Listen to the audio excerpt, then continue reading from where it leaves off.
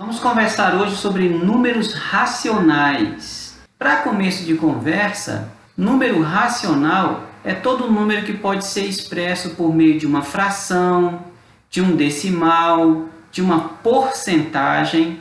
Tá? Então, quando você lê uma reportagem, lê um mangá, você lê uma revista ou uma notícia de jornal que aparece lá números com vírgula, aparecem frações, aparecem porcentagens, você está trabalhando com números racionais. O conjunto dos números racionais ele é um conjunto bem interessante, ele ajuda a gente a trabalhar com muita coisa. Lá no 6º ano, você já mexeu com os racionais quando você trabalhou com operações com frações. Você pode ter mexido também com algumas operaçõezinhas com decimais, mas agora no 7º ano, a gente vai intensificar esse trabalho com frações, com números com vírgula, que são números decimais, e também com porcentagens.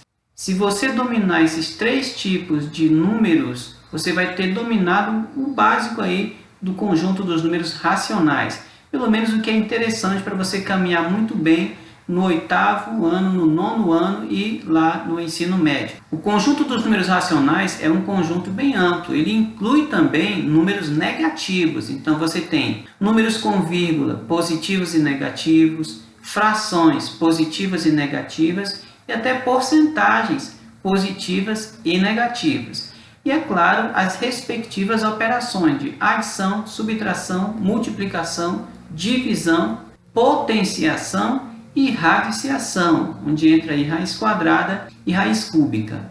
Trocando em miúdos, então, qualquer número que puder ser escrito em forma de fração é um número racional. Interessante também que qualquer número que pode ser posto na forma decimal, seja um número decimal finito ou uma dízima periódica, simples ou composta, é um número racional.